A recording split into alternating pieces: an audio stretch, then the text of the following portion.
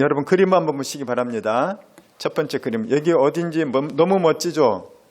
한번 가고 싶죠? 두 번째 그림, 현재 여기가 어딜까요? 퀴즈. 힌트, 이스라엘에 있습니다. 오늘 본문을 읽은 분들은 이해를 갈 건데 갈릴리 호수예요. 갈릴리 호수에 있는 휴양지입니다. 이 갈릴리 호수는 지상보다 평균 210m가 낮아요. 우리 여기 지역보다 210m가 낮은 곳이에요. 그만큼 건조한 지역인 거죠. 그런데 그 물이 아주 깨끗하여서 정말로 이 많은 이 물고기들이 있고 맑은 물이고 이곳에 많은 관광객들이 옵니다. 이 갈릴리 호수는 면적이 너무 커서 바다라고도 불려요. 그래서 갈릴리 바다 이렇게도 부릅니다. 갈릴리 바다라고 부를 정도의 면적이 큰데 서울시에서 제일 큰 구가 어딘지 아십니까? 서초구예요. 제가 서울 지도를 보면은 지도를 계속 검색하는데 서초구가 제일 커요. 그런데 서초구 세계 3.5배, 그러니까 굉장히 크죠. 이 정도 큰 곳이 바로 갈릴리 호수예요. 그 다음 사진 한번 보십시오. 파도가 일렁이고 있죠. 자, 그 다음 우리가 2000년 전에 배를 알 수가 없어서 현대인들이 갈릴리 호수에 이 배를 띄우고 그곳에서 관광을 하거나 또 예배, 수상 예배를 드리는 장면입니다. 자, 오늘 본문 말씀으로 들어가도록 하겠습니다. 오늘 본문의 22절에 보게 되면은 하루는 예수님께서 제자들과 함께 우리 호수 저편으로 건너가자 이렇게 말씀하십니다. 예수님께서 제자들에게 말씀하신 게 뭐냐? 호수 저편으로 건너가자. 그래서 배를 탄 거죠. 배를 탔더니 어떤 일을 합니까? 예수님은 주무시는 거예요. 예수님이 피곤하신 거예요. 자, 우리는 여기에서 예수님이 어떤 분인지를 알아야 합니다. 신학적으로 예수님 뭐라고 얘기하냐면 예수님은 완전한 하나님이시면서 완전한 인간이라고 얘기하는 거예요. 이것을 다시 얘기하면 또 성육신이 얘기를 하는 거예요. 신이 인간이 된 거예요. 이것이 성육신이라고 얘기를 합니다. 신이 인간이 된 것, 그것이 성육신인데 성탄절인 것이죠. 그래서 하나님의 아들이 아기의 몸으로 오셨다. 그분이 이 땅에서 공적인 생애를 사시면서 메시아로서 사역을 감당하고 십자가에서 우리의 죄를 위해 죽으셨다. 그분은 하나님이시기 때문에 우리의 모든 죄를 다 감당하고도 남을 만큼 용량이 크시다. 그런데 그분은 완전한 인간으로서 고통을 당하신 거예요. 그래서 인간의 대표자가 된 거죠. 그분이 바로 예수 그리스도라는 거예요. 오늘 성경에 보게 되면 예수님 끊임없이 나는 완전한 인간일 뿐만 아니라 완전한 하나님이심을 나타내요. 오늘 본문도 바로 그 얘기를 나타내고 있습니다. 무슨 말이냐? 예수님 완전한 인간이기 때문에 인간과 똑같이 먹어요. 똑같이 배고파요. 똑같이 피곤합니다. 똑같이 졸리는 거예요. 예수님은 늘 일상을 보면은 새벽부터 일어나서 늦게까지 일을 하셔요. 수많은 병자를 고치고 말씀을 전하시고 또 귀신을 쫓아내고 여러 가지 영적 사역을 감당하시고 그들을 돌보시는 거죠. 이것은 굉장히 힘든 일인 거예요. 그 예수님이 육체적으로도 힘든 일을 감당할 때 피곤한 것입니다. 오늘 예수님은 저 건너편으로 가자고 하면서 이제 옛날 배는 느리잖아요. 그렇기 때문에 천천히 가기 때문에 예수님은 주무신 거예요. 이제 그 간격을 이용해서 쉬시는 거죠. 그런데 어떤 일을 하느냐? 광풍이 분다는 거. 광풍의 뜻이 무엇입니까? 한자 그대로 하면 미친 바람이 분다는 거예요. 이게 과장법이 아니라는 것입니다. 이 광풍은 지리적으로 그리고 기상학적으로 굉장히 실제적으로 현재도 일어나고 있는 곳이라는 거예요. 그런데 언제 일어날지 아무도 원인을 예측을 하기가 어렵다는 거예요. 그런데 원인은 분명하다는 것입니다. 왜냐하면 갈릴리 호수는 해수면보다 210m가 낮아요. 낮은 곳이 분지죠. 그리고 거기는 이 중동 지방이기 때문에 굉장히 열이 높아요. 그런데 갈릴리 호수 북쪽에는 뭐가 있냐면 헤르몬산이 있습니다. 헤르몬산이라는 아주 높은 산인데 그 산의 높이가 2814m예요. 여러분 백두산의 높이가 얼마입니까? 이 정도 알잖아요 우리가. 2744m. 헤르몬산이 백두산보다 더 높아요. 제가 예전에 백두산 가봤는데 8월에 갔거든요. 정상에 갔더니 그늘은 눈이 있어요. 아직도 8월인데도. 왜? 고지대이기 때문에. 헤르몬산은 1년 내내 하얘요. 머리가 하얘. 그만큼 높은 지역이고, 다시 말하면 헤르몬산 위에서는 찬 공기가 형성이 되어 있어요. 찬 공기가 바람이 불어서 갈릴리 호수로 내려옵니다. 갈릴리 호수에 있는 뜨거운 바람이 만나게 돼요. 그럼 어떻게 돼요? 대류 현상이 일어나는 거예요. 찬 공기는 아래로, 뜨거운 공기는 위로, 그러면서 이게 회오리가 치는 것입니다. 근데 이거 하나만 작용하는 게 아닌 거예요. 여러분, 벤투리 효과라는 것이 있어요. 벤투리 효과가 뭐냐? 쉽게 얘기하면 뭐냐? 고무에서 물을 틀다가 끝을 누르면은 이렇게 쫄쫄쫄 이렇게 나오던 고무가 물총처럼 팍 나오는 거예요. 이게 벤투리 효과인 거예요. 이 갈릴리 호수 주변에는 산과 골짜기가 많아요. 빌딩, 우리나라 제가 옛날에 시카고에 20년 전인가 가서 봤는데, 시카고에 유명한 게 뭐냐면은 건물바람이라는 게 있었어요. 건물바람. 건물이 고층이 많았거든요. 겨울에 건물 사이 바람이 얼마나 센지 몰라요. 이게 벤투리 효과인 거예요. 진도의 울돌목, 이것도 비슷한 거죠. 넓게 있던 곳이 좁아지면은 세지는 거예요, 이게. 바람이든 물이든. 그러니까 공기가 이렇게 세게 흐르는 거예요. 골짜기를 통과하면서, 산을 통과하면서. 그러니까 대류 현상이 일어나지, 벤투리 효과가 일어나지, 그러면서 갑자기 돌풍이 불고 이렇게 된다는 거예요. 그러면 뭐냐? 여러분, 파도의 원인이 뭔지 압니까? 파도의 원인의 90% 이상은 바람인 거예요, 바람. 그래서 태풍이 불면 큰 파도가 부르는 거예요. 태풍이 오면, 바람 때문에. 그래서 이 잔잔한, 우리가 호수를 볼 때는 잔잔하거든요. 그런데 이 벤투리 효과와 이 대류 현상이 같이 일어나게 되면은 갑자기 광풍이 생긴다는 거예요. 사람들이 바람이 미쳤구나 그러는 거예요, 이게. 왜 잔잔한 바다가 갑자기 저러지? 그래서 이름이 뭐냐? 광풍이라는 거예요. 미친 바람. 욕이 아닙니다. 그만큼 이 현상이 일어나는데, 해필 지금 예수님과 제자들이 배를 타고 건너편으로 가는 이 시점에 벤투리 현상과 이 대류 현상이 나타나서 광풍이 불어서 바람만 불면 그나마 견딜 수 있는데, 파도가 치는 거예요. 이렇게 한 2, 3m 쳤다고 해요. 그때에는. 그럼 어떻게 됩니까? 작은 쪽배예요. 작은 쪽배가 2, 3m 바람이 치면은 배에 물이 다 들어와요. 그래서 오늘 성경 보십시오. 뭐라고 합니까? 성경 정말로 짧은 구절인데 할 말은 다 하고 있는 거예요. 우리 21절 한번 보겠습니다. 시작. 행선할 때 예수께서 잠이 드셨더니 마침 광풍이 호수로 내리침에, 그러니까 내리친 거예요. 그랬더니 배에 물이 가득하게 되어 의치했다는 거예요. 파도가 치니까 배에 물이 들어오는 거죠. 바람 때문에 배가 뒤집힐 수도 있고, 파도가 쳐서 배가 물에 잠길 수도 있는 거예요. 얼마나 이 위태로운 상황입니까?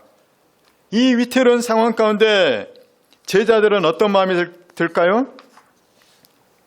실제로 우리 뱃사람들은 바다에서 많이 죽어요. 언제 태풍이 불고 언제 기상이변이 일어날지 모르기 때문에 바다에서 많이 죽어요. 그래서 제가 어릴 때에도 저희 할아버지가 뱃사람하고는 결혼하지 못하게 했어요. 우리 고모들을. 뱃사람이다 하면 돈이 아무리 많아도 결혼하지 말라 그랬어요. 왜? 뱃일하다가 죽은 사람이 너무 많았거든요. 갑자기 날씨가 바뀌니까. 그만큼 위험한 것이 이 어부들인 거예요. 그런데 예수님의 제자들의 대부분은 어부들이에요. 어부들이 베테랑이잖아요. 그런데 알기 때문에 더 무서운 거예요. 우리 삼촌도 이웃집 누구도 광풍으로 다 죽은 거예요. 더 두려운 거예요, 이 사람들은. 그래서 제자들이 너무너무 두려워서 뭐라고 합니까? 예수님을 막 깨우는 거예요. 예수님이 일어나서 우리 좀 살려달라는 거예요. 그들이 뭐라고 외칩니까? 우리 같이 한번 성경을 같이 읽도록 하겠습니다. 24절입니다. 시작. 제자들이 나와 깨워 이르되 주여 주여 우리가 죽겠나이다 한대. 여기까지. 뭐라고 하냐면 죽겠다는 거예요. 이러다가 죽을 것 같다는 거예요. 여러분 인생에 그런 일 겪은 적 없습니까? 나 이것 때문에 죽을 것 같아. 숨막혀 죽을 것 같아. 나 이러다가 미칠 것 같아. 그게 인생의 광풍이라는 거예요. 오늘 예수님께서는 이 광풍이 일어나는 사건을 잠잠케 한 일이 있었는데 우리에게 주시는 메시지가 있는 거예요. 우리의 인생에는 잔잔한 이 호수와 같은 그런 일상만 있는 것이 아닌 거라는 거예요. 때로는 예기치 못한 광풍이 분다는 거예요. 여러분 혹시 인생에 광풍이 분 적 있습니까? 멀쩡하던 사람이 부모님이 갑자기 암에 걸려요. 제가 아시는 목사님 은퇴하고 계셨는데 갑자기 전립선암이 걸리셨어요. 너무너무 씩씩한 목사님인데 찾아뵀더니 겉으로는 괜찮아 그러는데 그 낙심하는 게 느껴지더라고요. 전립선암 3기가 지났으니까 다행히 이 수술이 잘 되어서 지금은 또 회복 단계에 계셔요. 그런 일 겪으면은 광풍이 부는 거예요. 마음이 막 힘든 거예요. 재정적인 문제, 보증을 잘못 썼더니 5억, 10억을 날렸다. 이거는 정말로 광풍인 거죠. 우리는 건강의 문제, 재정의 문제, 일자리의 문제, 자녀의 문제, 부모의 문제, 언제든지 광풍이 우리를 도사리고 있다는 거예요. 여러분 인생의 광풍 가운데 주님께서 어떻게 할지를 오늘 우리에게 알려주신다는 것입니다. 자, 여러분 이 시대에는 앞으로 엄청난 광풍이 이 시대에 우리에게 불어닥칠 거예요. 자, 우리 영혼육에 관한 그림을 한번 보시기 바랍니다. 첫 번째 그림. 인간의 구성은 뭘로 되어 있냐? 영과 혼과 육으로 되어 있어요.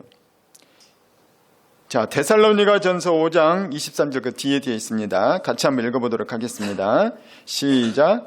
평강의 하나님이 친히 너희를 온전히 거룩하게 하시고 또 너희의 온 영과 혼과 몸이 우리 주 예수 그리스도께서 강림하실 때 흠없게 보존되기를 원하노라.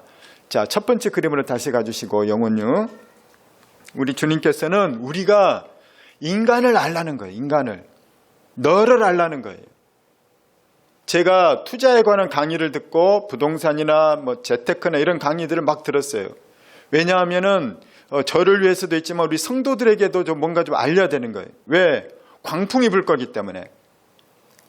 그런데 그분이 뭐라고 얘기해요? 어떤 투자의 전문가가 뭐라고 얘기냐면 투자의 첫 번째는 뭐냐면 나를 알아야 된대. 나를.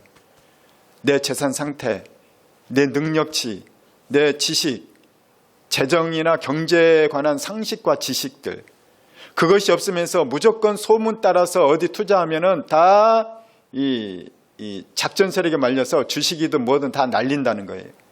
실력도 없으면서 전문가가 했다고 레버리지, 환투기 이런 거 하면은 다 날린다는 거예요. 나를 첫 번째 알아야 되는 거예요.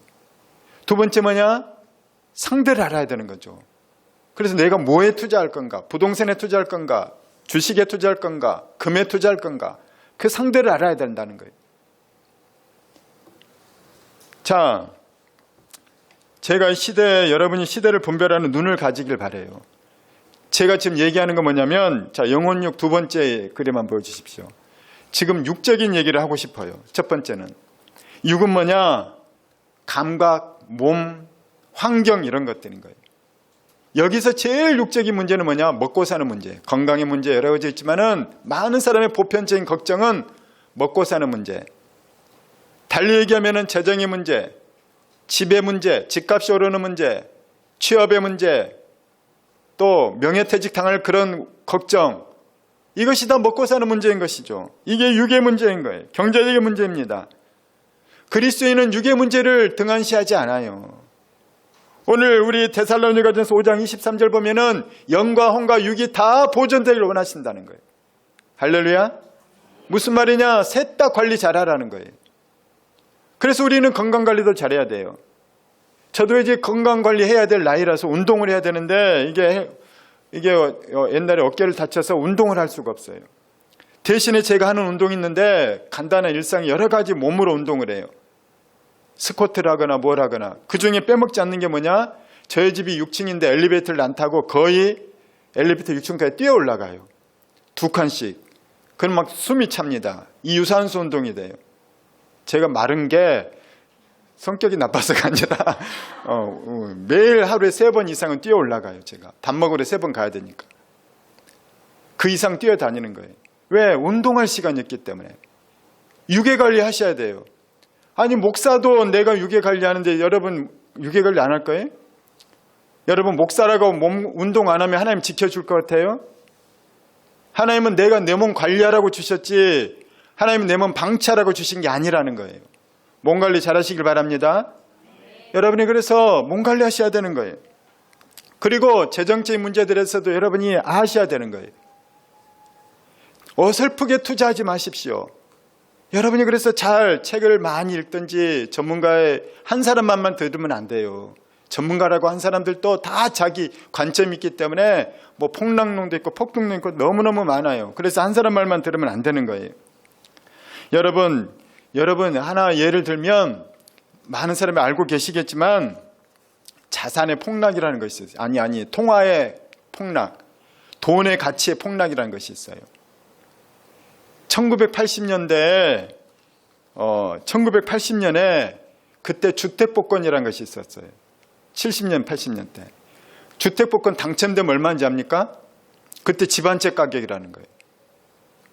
70년대 주택복권 당첨은 1,000만 원이었어요. 1,000만 원이면 집을 한 채 산다는 거예요. 1998년 IMF 때도 6천만 원이면 강북에 집 한 채 샀어요. 1,000만 원이면은 1970 몇 년도 80년에는 집을 한 채 샀는데 요즘 집 한 채 사면 얼마죠? 집값은 그렇게 폭등한 거예요. 집만 그렇습니까? 짜장면 그릇이 한 그릇이 제가 초등학교 때 얼마였을까요? 나이가 다 드러나네. 500원에서 500원. 지금 얼마입니까? 8,000에서 9,000원 해요. 비싼 데는 10,000원. 500원에서 8,000원이면 몇 배 올랐어요? 16배가 올린 거예요. 16배가.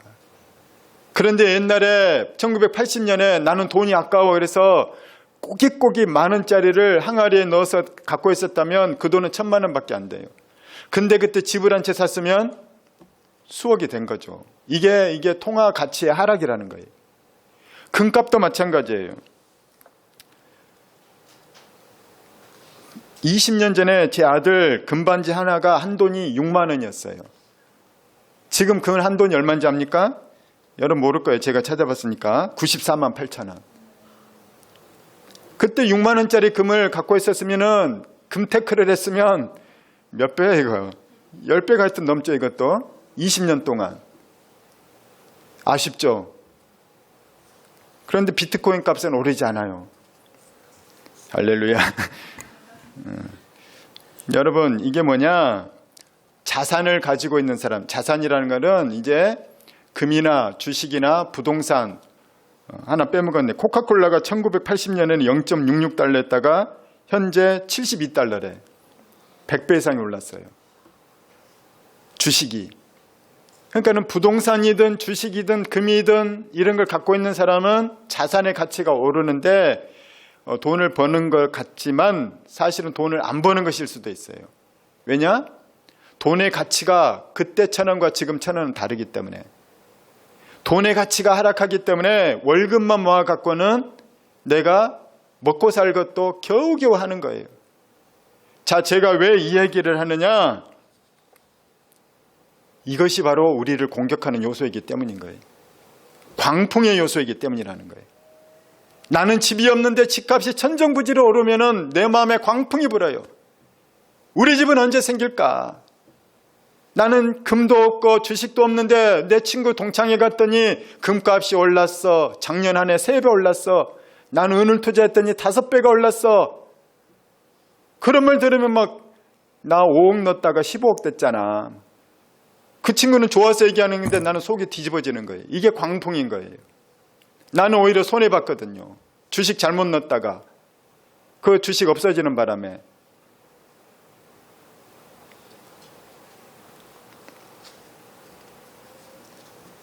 자산을 많이 가진 사람은 계속해서 더 부자가 되어가고 있고 자산이 없는 월급쟁이들은 자기 먹고 사는 문제도 힘들어지는 육의 문제가 생긴다는 거예요. 그럴 때 뭐가 오느냐? 마음이 쫓기고 부담스럽고 막 이게 광풍이 부는 거예요. 그 결과물이 뭡니까? 그 광풍이 한번 불면 뭐가 찾아오냐면 무기력이 찾아와요.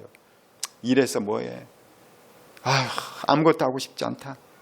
그러면 우울함이 찾아와요. 그 광풍이 들어오면 막 불안이 올라오는 거예요. 나는 뭐 먹고 살지? 다 오르는데 나는 어디서 살지? 막 불안하는 거예요. 그러다가 뭐가 또 찾아오는지 압니까? 분노가 찾아와요. 이게 다 이재명 때문이다. 이게 다 윤석열 때문이다. 그 사람들 잘못됐지만 아니에요.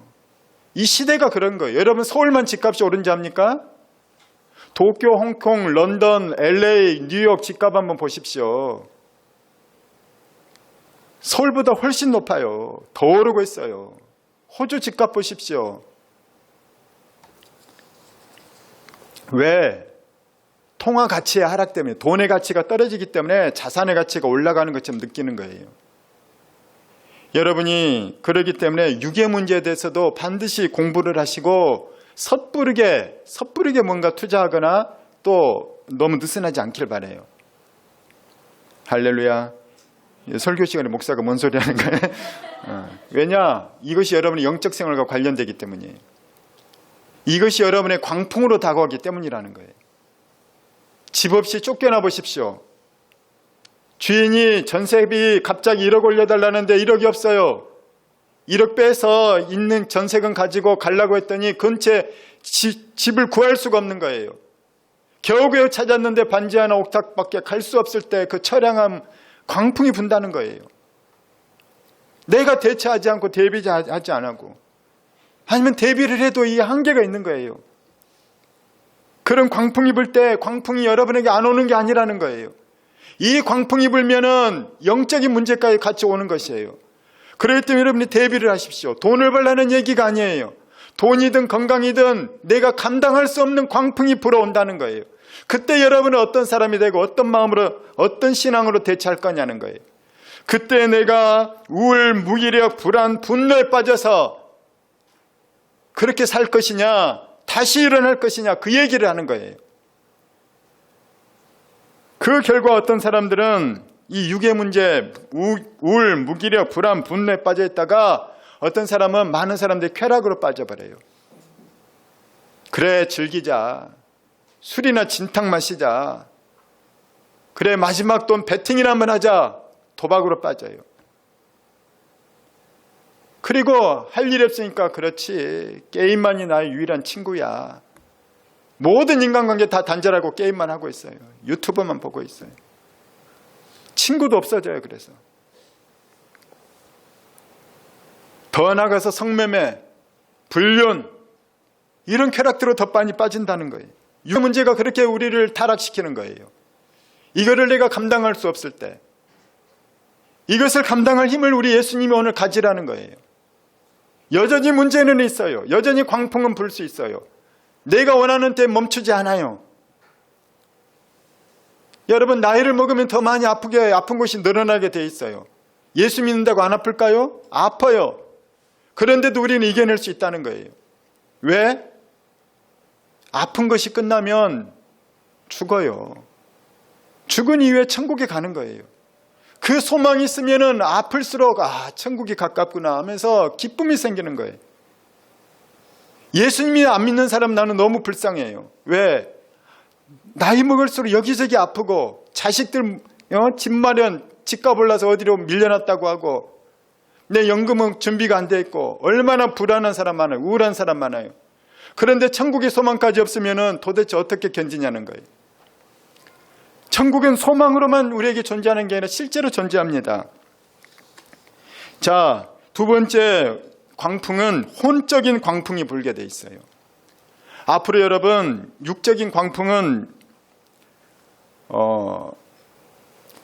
광풍도 문제지만 혼적인 광풍이 뭐냐? 앞으로 이 존재 또는 의미의 문제가 생기게 되는 거예요. 무슨 얘기냐? 육적인 문제를 앞으로 미래 사회는 해결해 줄 수도 있어요. 일론 머스크가 무슨 얘기를 했냐면 앞으로는 로봇이 로봇을 만드는 시대가 온다는 거예요. 이게 기하급수적으로 빨라집니다. 빠르면 3년, 5년이라고도 얘기를 해요.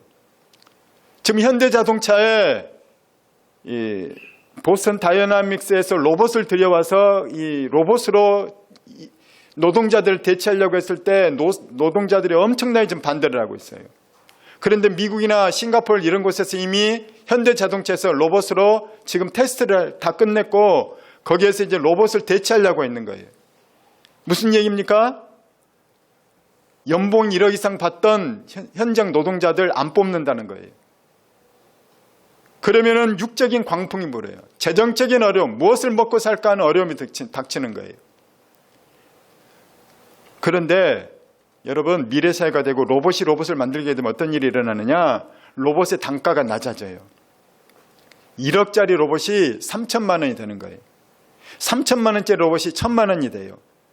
그럼 여러분 집에 가정부 로봇을 1,000만 원 주고 하나씩 살 수 있어요. 걔가 청소, 요리, 별걸 다 해줘요. 심부름 다 해줘요. AI가 말만 하면은 심부름 다 해줘요. 등본 하나 띄워줘. 뭐 해줘. 내가 안 가도 돼요. 로봇이 일자리를 다 빼앗아가는 대신에 우리에게 일자리 잃은 사람에는 뭐가 있는가? 제가 예전부터 그런 책들과 강의를 들었는데 일론 머스크도 최근에 똑같은 얘기를 하더라고요. 뭐냐? 로봇이나 다른 것으로 걷어서 사람들에게 돈을 준다는 거예요. 돈을. 미국도 트럼프도 돈을 주고 이재명 정부나 이럴 때도 돈을 줬잖아요. 또 어르신들은 기본연금을 주는 거예요. 기본소득을 주는 거예요. 그러면은 먹고는 살아요. 먹고 살 만큼 주는 거예요. 굶어 죽지 않을 만큼. 집도 넓지는 않지만 방 한 칸, 두 칸 이 정도 집은 줄 수 있는 거예요. 서울 시내는 아니지만 저기 변두리에는 줄 수 있는 거예요. 뭐냐? 먹고는 산다는 거예요. 못 먹고 살면 폭동이 일어나기 때문에. 그런데 이때 심각한 문제가 생긴다는 것입니다. 뭐냐면 의미의 문제가 있어요. 의미. 나는 도대체 누구인가? 나를 잃어버린다는 거예요. 국가에서 주는 돈을 받고 하루 종일 멍하니 사는 거예요. 일 안 해도 돼. 할 일도 없어. 맨날 유튜브만 보고 있고 게임만 하고 있고 술이나 마시고 있고 도박하고 있고. 그러니까 나는 누구인가 하면서 매일매일 무기력하고 우울해지는 거예요. 예를 들면 뭔지 압니까? 한때 미국에서 인디언들을 다 죽이고 그랬건데 너무 미안해서 인디언 정착촌을 만들었어요. 그리고 그들에게 생활비로 수백만 원씩 매달 줘요. 그랬더니 인디언들이 어떻게 하는지 압니까? 공부를 열심히 안 해요. 실력이 없어요. 일 안 해도 돼요. 그런데 나중에 얼마나 심각한 일이 벌어지냐? 그 인디언들이 돈은 수백만 원 나오지 공부 안 해도 되지. 그러니까는 매일 술, 담배, 마리아나 다른 마약들, 도박 이런 게 빠져서 인디언들이 폐인이 돼버리고 만 거예요. 그래서 미국에서 정책을 많이 바꿨어요. 그렇게 하면 안 된다. 그런데 앞으로 미래사회에 로봇이 돈을 벌어서 우리에게 돈을 나눠주게 되면 일론 머스크가 걱정하는 게 그거더라고요. 의미가 잃어버린다. 의미를. 사람들이 의미를 잃어버린다는 거예요. 그러면 어떻게 될까요? 똑같은 일이 반복되는 거예요. 우울, 무기력, 불안, 분노, 쾌락 여기에 빠져 살게 돼요. 주님께서는 우리가 영과 혼과 육이 다 온전히 보존되기를 원하신다고 했는데 육이 망가지고 혼이 망가지는 거예요. 혼이 말은 뭐냐? 정신의 상태, 마음의 상태. 두 번째 그림 보십시오. 이런 것들이 우리로 광풍이 불게 하는 거예요. 먹고는 사는데 우리 집은 너무 좁은데 내 아는 사람들 봤더니 부자들 봤더니 너무 럭셔리하게 사는 거예요. 나는 먹고는 사는데 저 집에 다 봤더니 너무 달라요. 레벨이 다른 거예요. 그럴 때 무기력, 우울, 불안, 분노가 올라오고 초조함이 올라오는 거예요. 마음의 광풍이 부는 것입니다. 혼의 광풍이 부는 거예요. 그럴 때 여러분 어떻게 하시겠어요? 끌려다니겠습니까? 딸려갈 거예요? 광풍이 불구나. 그래 죽겠네. 어떡하지? 그러다 죽는 거예요. 그러다가 우울, 불안, 분노, 쾌락 이런 게 빠져 살다가 동물과 별다른 차이가 없는 삶을 살게 되는 그런 비참함에 빠지는 거죠. 자, 세 번째 광풍이 부는데 영적인 광풍이 붑니다. 뭐냐? 우리 인간에게는 늘 목마름이 있어요. 목마름.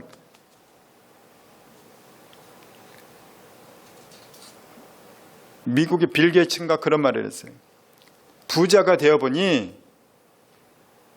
돈이 매우 좋고 중요하지만 돈으로 다 해결할 수 없다는 걸 내가 깨닫게 되었다는 거예요. 가난한 사람이 그런 말 하면은 아이고 정신 위로하네 그럴 건데 부자가 그런 말 하니까 내가 돈 벌어봤더니 돈만 있으면 다 해결될 줄 알았더니 그게 아니더라는 거예요. 육의 문제 해결되면 혼의 문제가 생기는 거예요. 먹고 사는 문제 해결해줬더니 의미가 없어요. 나는 왜 살지? 그 의미가 옛날에는 어디서 왔느냐? 자기 지위, 직책에 따라 온 거예요. 나는 이 집안의 가장이야. 열심히 일해야 돼.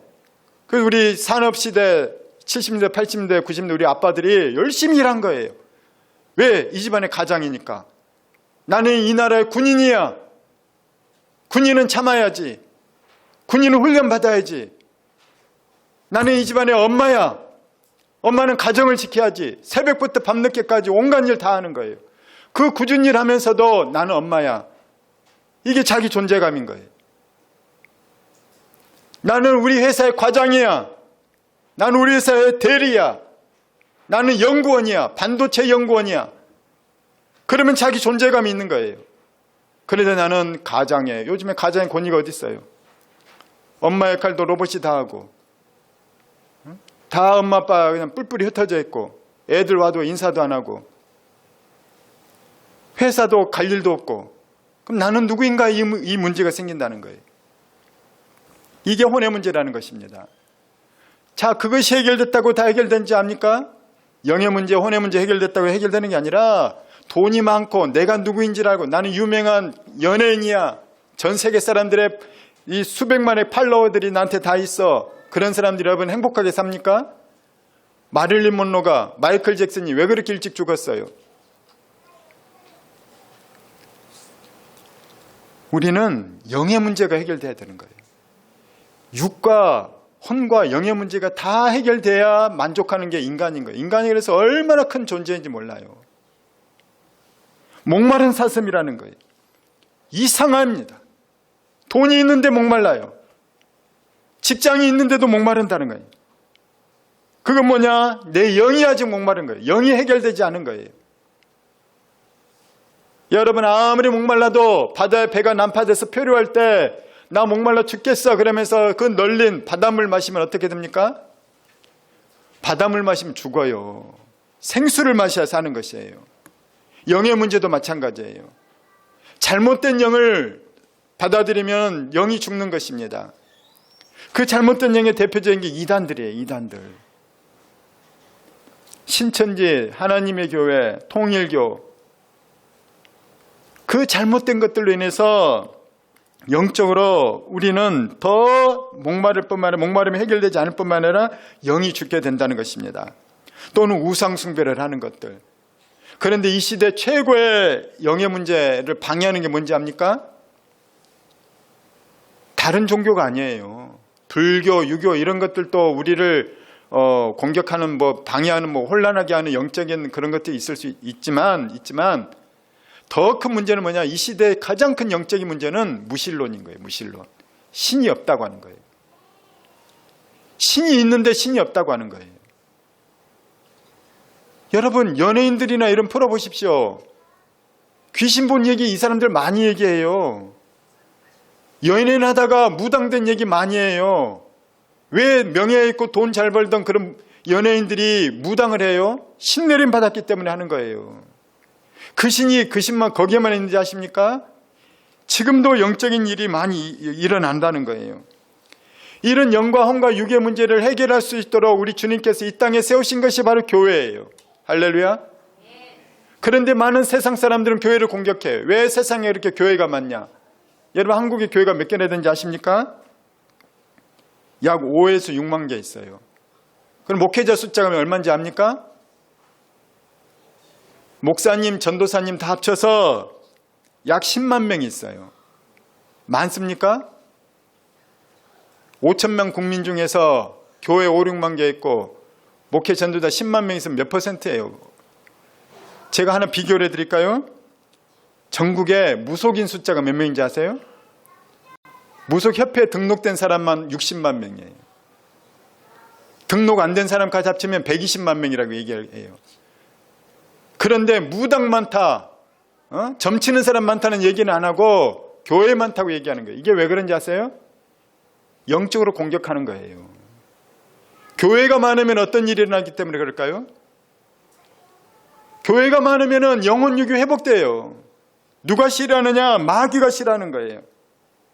우리 가운데 역사하는 배후의 역사는 악한 영들이 있다는 거예요. 성경은 우리에게 이걸 알려줘요. 악한 영이 우리를 속이고 있다는 거예요. 악한 영이 우리의 마음을 지배하고 있는 거예요. 우리로 하여금 우울, 불안, 분노, 쾌락 이런 것에 빠져서 헤어나지 못하도록 해서 우리 인생을 망치게 한다는 거예요. 이게 바로 악한 영입니다. 그것들은 꿰는 것들이에요. 이 천하를 꿰는 것, 천하를 속이는 것, 그것이 바로 마귀 사탄입니다. 자, 요한계시록 12장 2절 말씀 같이 보겠습니다. 시작.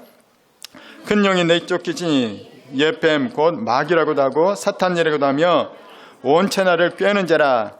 그가 땅으로 내쫓기니 그의 사자들도 그와 함께 내쫓기니라. 영적으로 보면 사탄 마귀가 우두머리고 그의 쫄개들 사자들이란데 귀신들인 거예요. 이것들이 영적으로 우리를 계속 속여요. 영적으로 속여서 우리로 하여금 자꾸 우울, 불안, 좌절, 쾌락 이런 것에 빠지게 하고 심지어는 분열하게 해요. 교회 안에도 분열하게 만들어요. 별거 아닌데도 막 섭섭해요. 목사님 섭섭해. 색깔 왜 오늘은 파란색 메고 왔어? 나는 보수인데. 나는 지난주 그럴 줄 알고 빨간 거 메고 왔어요. 물론 내가 그 진보 보수 때문에 색깔 바꾸는 게 아니라 메시지에 따라서 제가 색깔을 바꿔요. 할렐루야. 오늘은 차분하게 들으라고.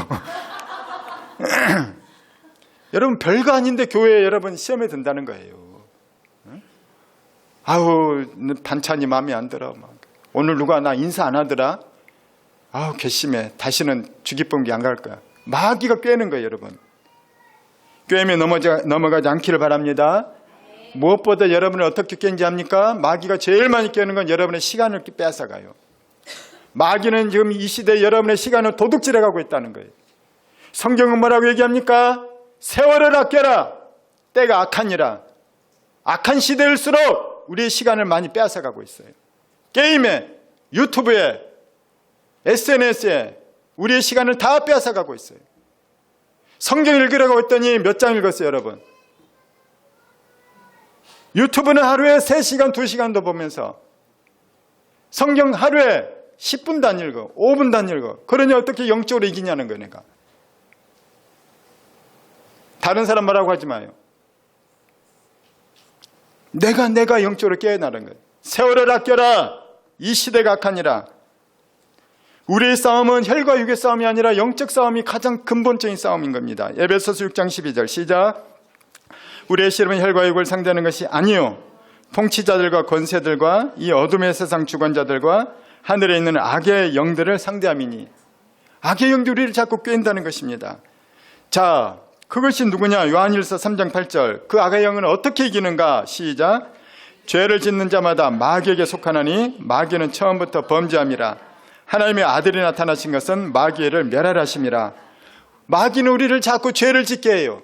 죄를 지을수록 우리는 마귀 것이 되는 거예요.